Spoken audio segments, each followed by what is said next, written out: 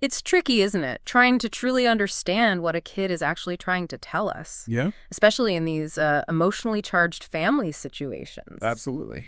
And today we're going deep on a really complicated situation with statements from 4 children, Okay. 14, 12, 9, and 5 years old. Wow. And these statements, they're documented across several years, from 2020 to 2024, Yeah, in family reports, as well as a psychological evaluation that was done this year. interesting. So our mission for this deep dive is to try to understand these statements, Yeah. but through a very specific lens. Okay. And that lens is coercive control. Right? So when we talk about coercive control, we're not just talking about isolated incidents. No. You know, it's not like someone just snapped one day. Right. It's this ongoing pattern of behavior Yeah. where one person tries to dominate and really undermine the other person's sense of self-worth. Yeah, you think about that. And it can be really subtle, Yeah. but it's also so insidious. No. And it can have these lasting effects. Right. And so what we're trying to figure out today is, could this pattern of control, this coercive control, Right. be shaping how these children are actually expressing themselves? Yeah. That's a great question to be asking. Okay, so let's start with the oldest, Okay. the 14-year-old. Right. When you look at their statements across these different reports, Uh-huh. what jumps out at you? I think the first thing that really stands out is the huge change Yeah. in the 14-year-old's attitude toward their mother Right. after living mainly with their father. Yeah. I mean, it wasn't gradual. No. It was just like all of a sudden, it was Yeah. just like It was a huge shift. a huge shift. Yeah. And you have to ask yourself, Yeah. could a kid's feelings toward a parent they had a good relationship with Right. just change like that? Yeah. Could that really happen organically? Yeah, is that natural? Is that natural, or could it point to an environment where that negativity toward the mother is being fostered? Right. So almost like an encouragement of, Encourage. to Yeah. kind of push the mother away. Mm-hmm. And it's interesting because that, that kind of shift in perception, Right. it extends beyond just the 14-year-old, right? Yeah. The 2024 report talks about how all the children refer to their parents. Yeah. In a very particular way. Right. So think about this, right? Yeah. In the 2024 report, Yeah. all 4 kids Okay. refer to their mom by her first name, Right. but they call the stepmom Mum. Yeah, that's so strange. It's so strange, and it's subtle, Yeah. but it might actually be a big indicator Okay. of what we call identity manipulation, Right. because it's like they're trying to change her role, Yeah. Diminish her. diminish, in their life. Undermine her. Yeah. And there are other instances in these reports that suggest a more, I guess, in your face. Correct. Yeah, more direct psychological influence might be happening as well. Oh, yeah, absolutely. Yeah. Absolutely. So, for example, Yeah. the 2023 report mentions that the 14-year-old initially Yeah. made some very serious allegations against their dad, Uh-huh. but then completely took those statements back. Oh, wow. And I mean, that's huge. that's huge, right? Yeah. When a child recants Especially, such a serious... serious claims. Yeah. And it's after a change in their living situation. Right, exactly. You have to wonder if there was pressure involved. Yeah, if they felt unsafe. Yeah, like they couldn't speak up. Or maybe even threatened Yeah, maybe. to take it back. Exactly. Yeah. And it's not just what they said and then unsaid, right? Right. It's how they're saying it. Yeah. The 2024 report, the 14-year-old, Right. is using language that's way beyond their years. Yeah, like they're a little adult. Yeah, almost like they're parroting an adult perspective. Yeah. So you have to ask yourself, are those the child's real thoughts and feelings? Yeah. Or is it what they've been told to think? Right. And the report also mentions pre-prepared notes Oh, wow. before interviews, Oh, yeah. which, could mean they were coached, Yeah. and that can be really controlling, Right. really manipulative. Okay, so we're seeing this potential for manipulation, this influence. Yeah. But what about the actual emotional tone Yeah. of the 14-year-old statements?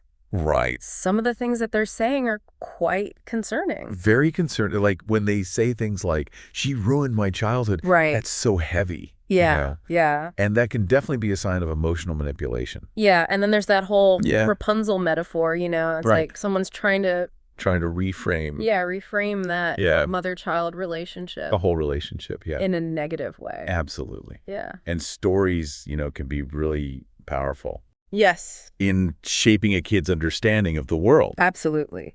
And then there's that Yeah. extreme statement. Yeah. I would like mother to be in jail. Right. Which is, I mean, it's scary. That's really scary and troubling. Yeah. Because it reflects that this child has been exposed to very negative views about their mom. And I mean, that's a classic sign of psychological abuse. Okay, so let's take a step back. Okay. And look at how the 14-year-old's perceptions have evolved over time. Right. What does that tell us? So they start off kind of neutral in 2020. Yeah. And then by 2024, it's total rejection of the mom. Right. That suggests that something's happening over time to influence them. Yeah, and it's like the report even points out that there's identical phrasing across all the children's accounts. Right, and that makes you wonder, are these their own feelings? Or is there a shared narrative that's being imposed? Right, right. Yeah. Okay, so let's move on to the 9-year-old. Okay. There are some similar trends here. Yeah, some pretty disturbing trends. That's right. Yeah. So, for example, they went from having pretty neutral feelings about their mom in 2022 to describing her as scary and not caring in 2024. It makes you wonder. Yeah. Where did that fear come from? Yeah. Was it something that they experienced directly? Uh-huh. Or is it... Or is someone putting these ideas in their head? Right. Yeah. And these fears seem to be manifesting in some pretty unusual beliefs. Right. It's concerning. Yeah. When a 9-year-old says things like, she thinks I'm dumb. Right. Or is afraid of being poisoned. Oh, my gosh. It just doesn't add up. Yeah. And then they use extreme language. Yeah. Like calling their mom evil, which really suggests that someone's trying to demonize her. Right. Like there's a whole narrative built around her. Yeah. But it's similar to what we saw with the 14-year-old, right? Yeah, that interference. Yeah, the sense of... With that relationship. Yeah. Someone's trying to get between. Between the mom and the kid. Yeah. Absolutely. And the report even points out that all the siblings are using these very similar phrases. Which, again... the same word. Yeah, same words. Yeah. Makes you think that someone's controlling the message. Yeah. Right, like feeding them lines. Yeah, exactly. And then you have a statement like, she will steal us. Right. Which... Scary for the kid. So scary. Yeah. Yeah. And it makes the mom look like a criminal. Exactly. Just for wanting to be with her kids. Right. Yeah. So we've got this 9-year-old who's not only internalizing these views, but is also spreading them. Yeah. And this is where it gets really tricky. Yeah. Because the kids are now part of maintaining that control. Oh, wow. So they become like a tool. Yeah, almost like a weapon. Oh, God. In this whole dynamic. And the report even talks about the 9-year-old trying to convince the 5-year-old to not see their mom. Yeah. So it's like... Yeah, and early reports show them having good interaction. Right. So where did this come from? Yeah. Okay, let's talk about the youngest child. Okay.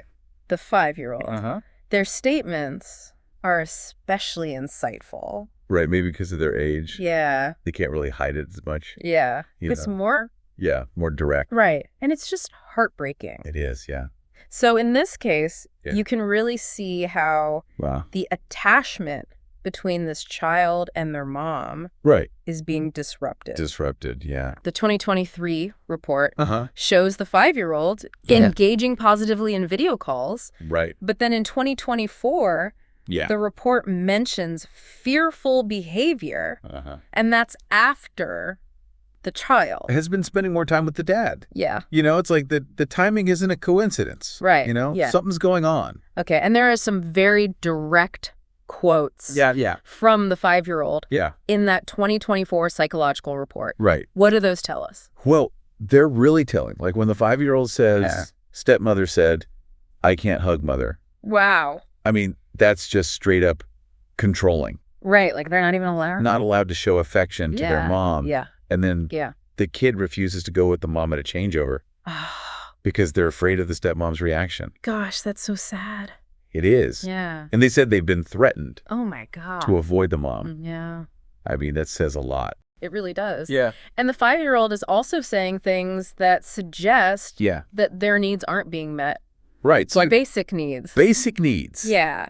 Things like no one helps me. Yeah. And feeling like they're always blamed for things. Right. those are signs of neglect. Yeah. And emotional maltreatment. Yeah, and then when they say things like, no one checks on me. When they're sick. Yeah, when they're sick. It just breaks your heart. Oh, it's just awful. Yeah. And the professionals involved have also voiced their concerns about this, right? Yeah, the psychologist in the report actually says that the 5-year-old's negative comments are probably because of coaching. Oh. Rather than, what they really feel. Right. Which is a really important observation. Yeah, and then we see that same pattern again with the 9-year-old trying to convince the 5-year-old. Trying to convince the 5-year-old. To reject their mom. Yeah, like it's spreading through the family. Yeah, almost like a virus. Yeah. So what was the 5-year-old's relationship with their mom, before all this? Right, so the 2022 report said that the 5-year-old was securely attached to all their caregivers. Okay. Mom, dad, stepmom. Yeah. Which makes this sudden change even more concerning. It's like something happened to disrupt that bond. And how did the mom respond when the 5-year-old started saying these things? Right. These concerning things. Right. She kept the 5-year-old with her. Okay. After the disclosures. Okay. And she got help. Yeah. Which, that's what you're supposed to do. That's what you're supposed to do. Yeah. As a protective parent. Exactly. And it's also really troubling. Yeah. That the authorities didn't properly investigate. Oh, wow. The 5-year-old's claims. So the system's failing. The system failed. Yeah, to protect this child. Yeah. Okay, finally. Okay. Let's look at the statements from the 12-year-old. Yeah. We're seeing that same disturbing pattern here, too. We are, yeah. The 12-year-old's story is very similar to their siblings. Yeah. They start off neutral in 2020. Yeah. And by 2024, they've completely rejected their mom. Right. I mean, that consistency across all the children makes you think this isn't just a coincidence. Right, like something else is going on. Yeah, something else is definitely going on. And just like with the others, there are these shifts in how they talk about their mom. And how they're judging the whole situation. Right, so they go from calling her mom to using her first name. Right. And they're making these adult judgments. Yeah, and they're not even old enough to... Not old enough to really grasp, the nuances of adult relationship. Yeah, and then they're saying things like... Like, she's not a good mom. Yeah. And laughs evilly. Which is so dramatic. It's so dramatic. Yeah. It makes you think, are these really their own thoughts? Right. Or have they been told to think this way? Yeah. And then they're using these legal terms. Yeah, like they've been... Like they've been to law school. Yeah. Yeah. Right. Which, again, makes you think someone's influencing them. Yeah. Feeding them. Feeding them lines. Yeah, exactly. Yeah. And the actual things that the 12-year-old is saying, they really echo what their siblings are saying. Yeah, it's like they're all reading from the same script. Right. Yeah. So, for example, they say, I would never decide to see her. Right. Which is... exactly what the 14-year-old said. Yeah, exactly. Yeah. And then they also say, she tried to kidnap us. Right. Which is something the other kids have said, too. Yeah. Right. So it's like... It's not a coincidence. Yeah. This is a shared narrative. It's a shared narrative, yeah. Absolutely. But, maybe one of the most telling things is that the 12-year-old can't remember any good time. Any good times. With their mom. With their mom, except for very early childhood. Right. And that can suggest that they're blocking out the past. Yeah. Or that someone's twisting the story. Yeah. And this is... And it's especially troubling because in 2021... Right. The 12-year-old wanted the family to be together. Yeah. And had no complaints about their mom. That's right. So... Yeah. So something changed. Definitely. Yeah. Okay. So we've looked at all 4 children's statements. Yeah. And we're looking at this through the lens of... Coercive control. Coercive control. Yeah. What's the overall picture here? Well, there are some patterns that are hard to ignore. Like all the kids are using the same language. Right. They're all rejecting their mom at the same time. Yeah. And they're all saying these extreme negative things about her. Yeah. And none of them can remember any good times. Right. And so taken together. Not a coincidence. It really does point to... Manipulation. Yeah. Manipulation rather than their own independent views. Right. Yeah. And this is... Classic coercive control. Classic coercive control where the kids... The kids are the tools. Become pawns. Pawns and in this power struggle. Yeah, it's really... Yeah, it's really sad. Yeah, it's heartbreaking. It is. And it's so important to understand that these statements Right. that we've been talking about today, when we look at them through this lens. Like coercive control. Yeah, of coercive control. Yeah. They likely aren't. Yeah. The children's true feelings. You know, it's not that they just don't like their mom. Right. Yet they've been influenced. This natural alienation. Yeah, it's systematic. Yeah. Yeah. Instead, it's pointing to this deliberate effort to sabotage that relationship. Absolutely. Yeah. And that's really important to remember. So it really reframes how we see these situations. Uh-huh. Right. Yeah, it shifts the focus away from blaming the mom and towards recognizing that there's this power struggle going on. Yeah, this dynamic. Yeah. Yeah. That's complicated. This has been a really eye-opening and at times quite difficult deep dive it is into these family dynamics. So as we wrap up, what are the broader implications of recognizing coercive control in situations like this one? Right. Well, when we understand coercive control, we start to look beyond just what a child is saying. Right. We have to consider if they're being manipulated. Right. And we have to train professionals like therapists and lawyers to recognize these patterns. Yeah. Because a child's wishes might not be their true feelings, especially in these situations. Right. You know, and that raises big questions about how we as a society can protect kids who are caught in the middle of all this. Right. Yeah. Yeah, it's a big issue. It gives us a lot to think about. Yeah, a lot to think about. Regarding just how complicated this all is. Yeah. And how much it impacts these children. Absolutely. Yeah. Thank you so much for your expertise. Yeah, thanks for having me. And for shedding light on this really important topic. It's been a pleasure.